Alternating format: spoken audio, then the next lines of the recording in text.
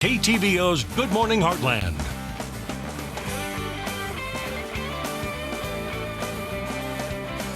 And welcome back. There's a lot of information bombarding us these days about what to eat, what to avoid, what makes us fat. We hear salt is bad for us, too much sugar can pack on the pounds.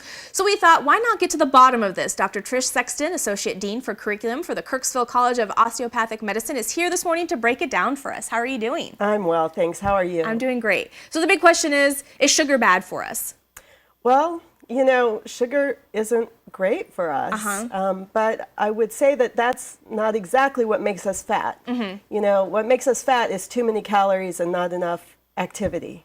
But sugar plays a role. It's definitely part of the story. Okay, so when it comes to diets and eating and looking at the nutrition label, should we be looking, because I was looking yesterday because I knew we were doing this story, and I was looking at my soda can, and then I was looking at the pasta bag and all this other stuff, and everything has some sort of sugar in there. So do we have to pay attention to the milligrams to that, or how do we break that down? There is sugar, or certainly carbohydrates that can be easily be broken down to sugars in a lot of foods. If you're eating simple sugars, like in a soda, which is a sugar, a sugar-containing soda, that's just pure sugar. That's probably not so great. It raises your blood sugar, it makes your insulin, the hormone that kind of regulates sugar and metabolism, kind of work overtime, and if you keep using that system out of control, it can kind of get out of whack.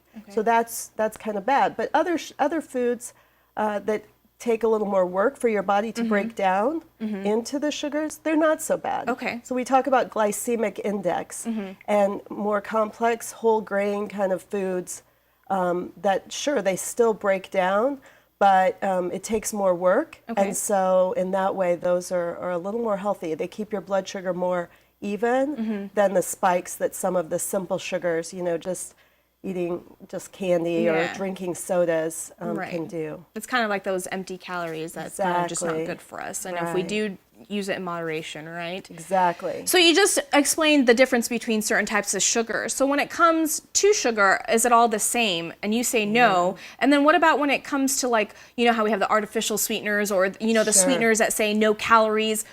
Are those bad for us? What do you think is better for us? That's a hard question. The artificial sweeteners are other chemicals that make us think that they're sweet. Okay, so they're kind of playing a trick on your brain. There's some research to show that your brain still thinks or craves sugar when it sees those repeatedly. The other side of that is that they're other chemicals, and they have other effects and other side effects kind of on your body. I think going pure is best in all things, but just keeping it in moderation.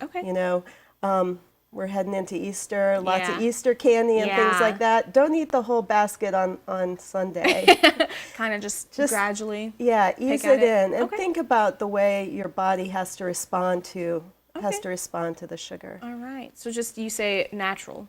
That would be my opinion. I agree. I stay away from those artificial sweeteners. Sometimes they're a little too sweet for me. You can't you use the whole packet, and the packets are this small, but yet all of a sudden you're just sugar overload. So you're saving calories, but you might still crave it more than if you just cut back on the natural sugars. Right. And then, like you said, all those other chemicals that they have added in ingredients that could be bad for us. Well, thank you so much. I appreciate it. All this information is very important. And what we'll do is we'll post it on our website at heartlandconnection.com, and we'll be right back.